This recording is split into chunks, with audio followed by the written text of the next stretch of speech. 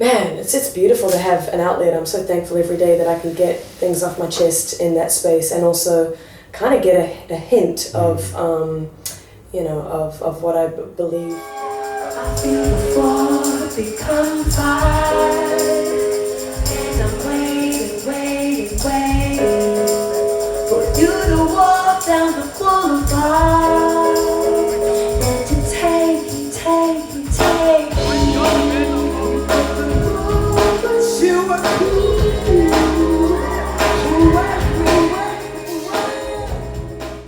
So in case you guys didn't know, like I was very, very lucky. I think you were on tour.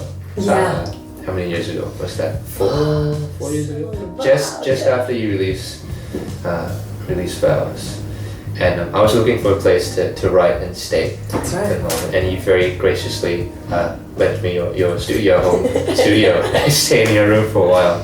And that was actually the point of time where I was just really looking to define my own sound. Yeah. I was very confused and had too many influences, but not sure what I was after. So I spent a good 2 months while you were away, just sort of bashing tunes out on the computer and at home, and that was actually where I first got the idea for my new record. So it's so cool.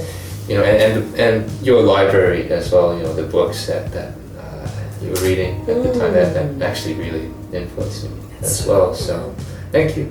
Oh man, thank you. I'm so honored to feel like I'm a little part of your album. Not just a little, but I'm very grateful for that. The timing couldn't have been better. Like I have always respected you so much as an artist and musician and a writer.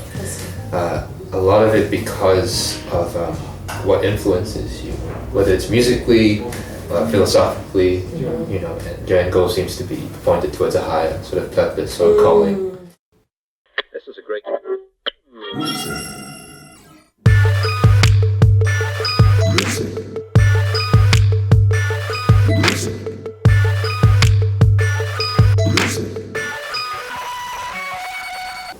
So this is from Dan. Right, so with the Golden Echo, there's such a vast array of musical styles presented in an almost schizophrenic but intensely coherent fashion. How did you manage to balance that with pop-centric songwriting? I think what I've always been attracted to in pop is kind of the structural nature of it, the way that you have this neat arrangement of a verse, a chorus, a verse, and then a bridge, and then, and I think I've always been drawn to that.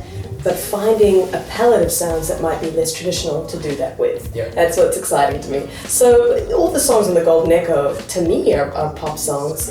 People have said that it's more an experimental record for me. But at its core, I think it is just a bunch of pop songs and melodically a lot of catchy moments. But it's true that I did explore a lot of different genres while I did that. And that just came from pure excitement over a lot of things, and I think that's the best place for an album to be born from is just out of excitement for whether that's minimal music or maximalist music. And like I said to you, I think I was quite excited by the maximal approach when I was making less is more, but more is still more. Yeah, exactly. That's right. It's hard to have that one vision, and you can't really explain it, but sometimes you need to dress it up in a certain way in order to flesh out the meaning of the song. Yeah. But sometimes you need maybe 200 tracks to actually do the job. Well, and you said an interesting thing the other night that you liked the quieter moments in the Golden Echo because they contrasted with these kind of very more aggressive and schizophrenic type moments. And I think that's the key, is like trying to find a way to express contemplation, and often it has more impact when it is sitting next to something that's quite chaotic, because that's like life, isn't it? The quiet comes after the chaos. And there were times where I felt like to express an emotion, like a song like Madhouse, I really did want it to feel like you were stuck inside this world of anxiety, Yeah, that's right. And then, a song like Love in High Places, of course, I wanted that to just be this fluid motion that didn't need as many things to tell the story. But exactly, like songs like Madhouse and those, they actually have very dark themes. Right. You know, but I think what keeps it pop even it's actually that, you know, Prince, Michael Jackson thing. It's the rhythm. Right. Right. So yeah, like I know you're very, very influenced by, you know, bands that whether it's soul or even prog rock kind of thing, and they're very, very heavy, like that's right. Driven. Yeah, that's right. Sort of things, and drums are a huge part of the recording process. Absolutely. For you, right? Yeah, and whether it's Latin music or metal or, you know, Ethiopian music or, I mean, anything, it's like what I'm often drawn to in a lot of those genres or those cultures is the rhythm and the groove of it. And then what becomes exciting is how do I take what I love about this and kind of put it into the world of pop, you know, which is this kind of melting pot of so many ideas. It's actually probably the biggest challenge because pop music itself is so formulaic, you'd say, right? You know, you have all these big name producers churning out, you know, it's like a hit factory. Totally. You know? So how do you straddle, you know, both worlds? You're trying to make something accessible. Yeah. You know, trying to make something sound and feel effortless, right, to the listeners, but at the same time, there's a lot of craft behind it. That's probably the hardest thing someone like yourself has to do. Yeah, that's right. Because I do love craft. I think there's something really beautiful listening to, you know, I mean, even classical composers like Debussy or something, you go, wow, there's something so fluid and effortless about this, but the craft is insane. You know, you can't just say that, you know, just kind of happened. It's like there's, of course, a lot that goes into the mechanics of an arrangement like that. And I think where the balance comes from is when there's sort of a pure emotion and a conviction, and often that does come down to kind of sometimes this idea of perhaps you channeling something spiritually that just kind of flows forth in that first moment of conception. And once that moment happens, which is very pure, very fluid, I don't even think the mind is really engaged much at all. It's all kind of, it's subconscious, it's the world of dreams, it's the world of something beyond. But then comes the craft, right? Then comes that moment of, I'm gonna make a song out of this now. And that's where it can be very fun or very, you know, insanity-inducing. Exactly. It's not as fun as a lot of non-musicians think it is sometimes. A lot of it is actually very logical, like it's problem solving. Technical and problem solving, yeah. And that's where you can get lost as well. You know, we were talking about that. But luckily I find the process really fun doing that mathematical side of things. But always searching for that balance of how do you make it exactly feel like this accessible piece of art that people can just step into because they get the emotion, but also have the depth there so that you can listen to it 10, 20, 30 years time and be like, oh, I didn't hear that, you know? Yeah. I got a gold mine, it's all mine. Nobody can touch this gold of mine. Be through the brimstone, be through the fire. Nobody can touch this gold of mine. So, how does that compare to the Golden Echo? Because I know that you had a lot of collaborators, a lot of session players come in. How did you, in a sense, you have to be producer and project manager. That's right. Right, so how do you juggle all that stuff? Well, you know, it at times threatened to be a cacophony of kind of collaborations that didn't make any sense, you know, and that's the point where I had to step in and be like, there's got to be someone overseeing this. And of course, I was that person, but I also chose Rich Costey to help me be the partner in that. I know him mostly from his work with big rock and kind of prog bands like the Mars Volta and Muse, and but also Fiona Apple, even Lockwood. And so he kind of became my partner in crime to help form a body of work that felt coherent, you know, and take all those collaborations. But try to think of them less as like, this is featuring Thundercat, this is featuring Omar, you know, this is featuring Bill, but actually be like, these are the colors in the painting, the brush strokes, right? How do I now still make sure this feels like my painting, you know, and these people are being pulled in to kind of help me tell the story. I think we succeeded at that. I mean, it definitely took some time to get that right though, because yeah, it's very different to Val's, which was a lot more like me and Francois Titez. The time taken to make Madhouse was really like an incubation period for yourself as an artist, right? Because you just moved from New Zealand. That's right. Had a chance to, you had time to breathe and sort of grow up, and then I think that reflected in, you know, the span of the soundtrack. Find me in the secrets, in the lies, find me in the darkest place, and in the night, I you're talking about spirituality before, right? So this is a sensitive topic, I think, because the word Christian carries a very negative sort of baggage and weight to it. People don't really want to address that unless you're Billy Corgan. That's all he talks about now. It's just God. It's very strange, right?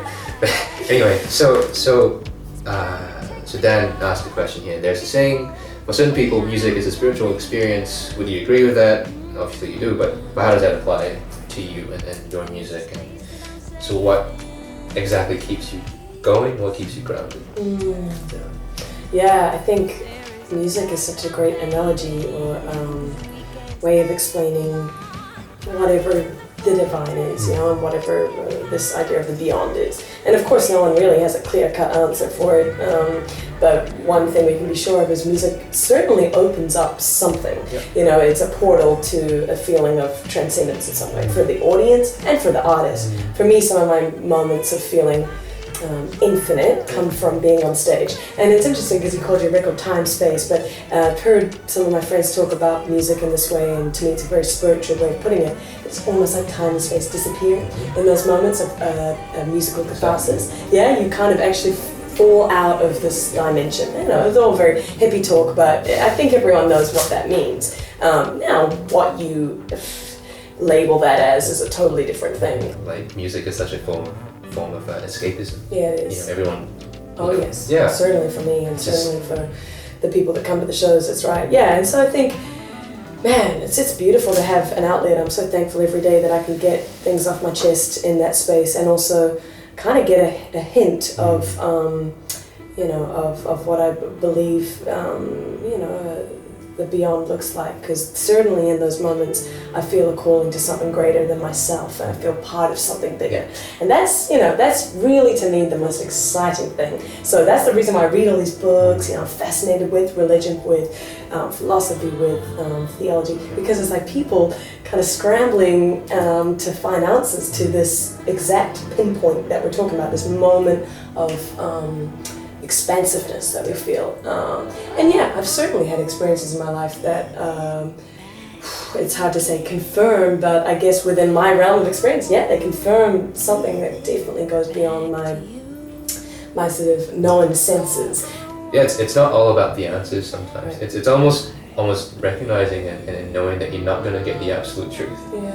But at the same time, we're just foraging for all this information and knowledge and wisdom, right? That's right. And trying to make sense of it. And I think faith is a very personal thing, right? And I guess that's why maybe religion, has that baggage, because a lot of the time it's about Bible bashing or evangelizing in a way that is very, you must be aligned with what I believe. That's right.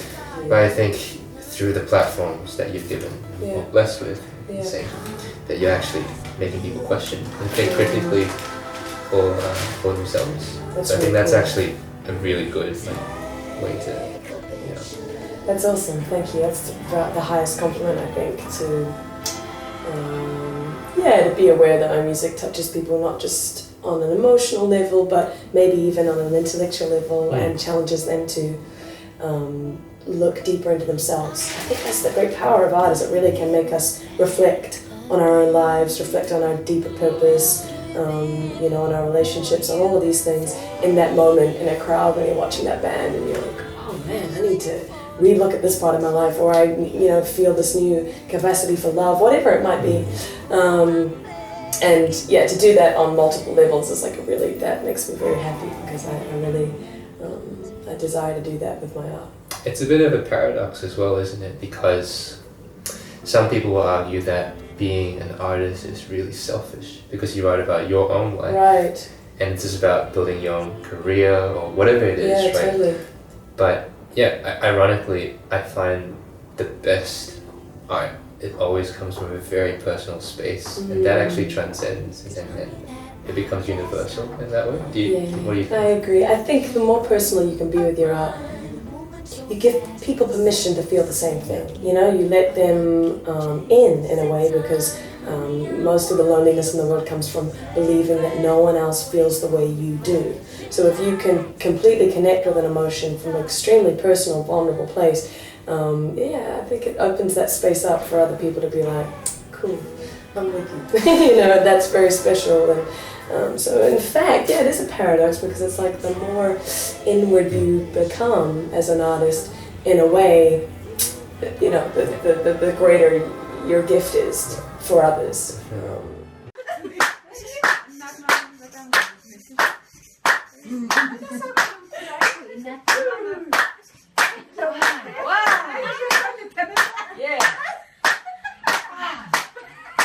Ethiopia. Yeah. Tell me about your experience. I'm sure you shared some of your stuff, your experience on your blog and whatnot. But could you just give us like a quick rundown of what happened? We're very interested in. Do you know Ethiopian jazz? Have you ever listened to music? At all. Yeah, so I already knew some of the music, and it's really amazing because they kind of have this Middle Eastern scale that's kind of almost reminiscent of Indian, you know, singing, but the rhythms are got that African heartbeat to them.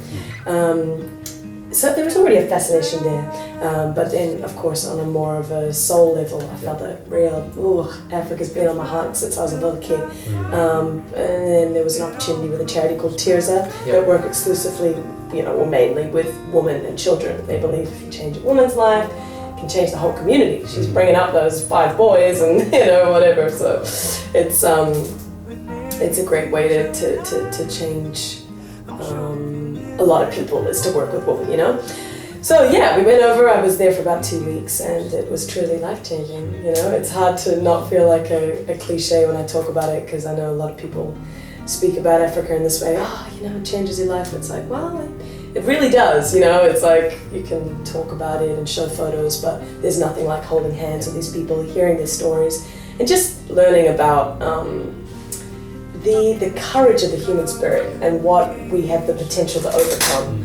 That's really special. And I learned a lot from these women. They're all HIV positive, and essentially it's a startup business that they're doing over there, which is giving these women money to expand their business, either the one they already have or to start one from the ground. Is that microfinancing? Well, they teach them kind of business skills, like how to, you know, save and make sure they're kind of using the money wisely.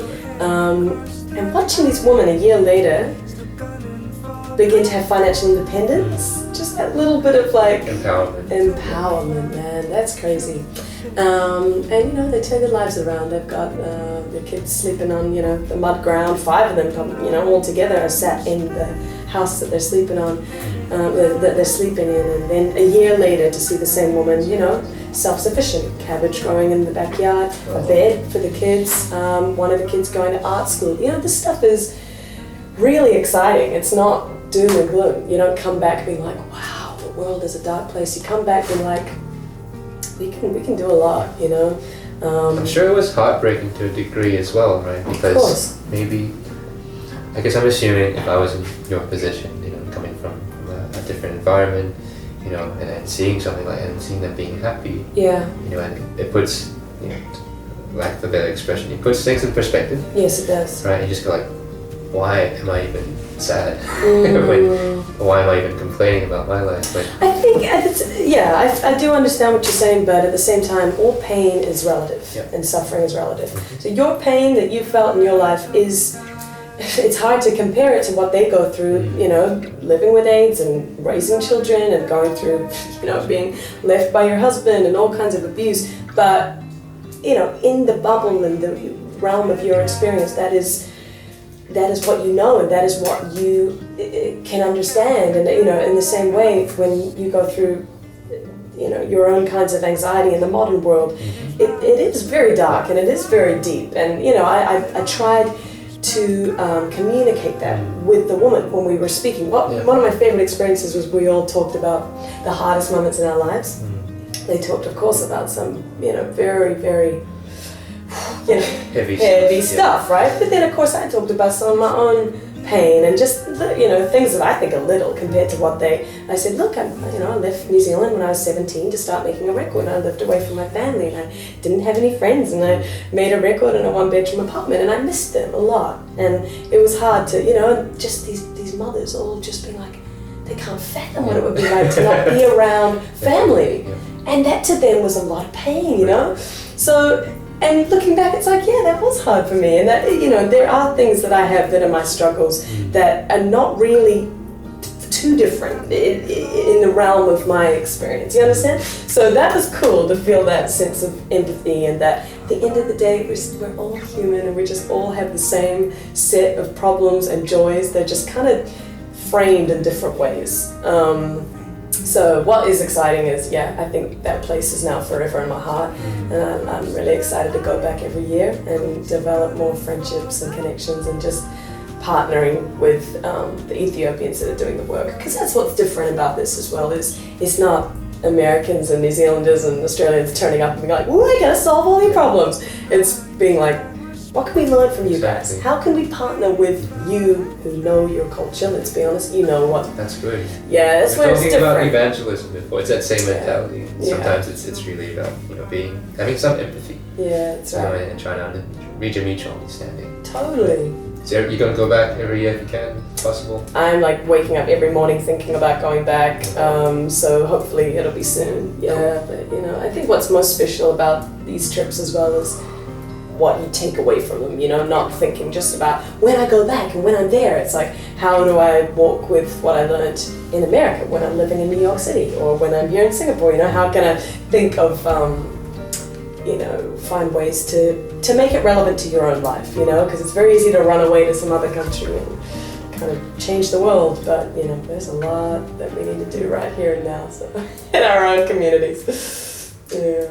I feel partly responsible for his new record because he did write some of it in my bedroom. It's not sexual, no, that's not what I mean. He lived at my old house for a while, long story, but anyway, I'm very honoured to have kind of got to know Charlie over his journey. He was such a special person, such a great friend to me, and also an incredibly talented artist. So let's all just clap for him.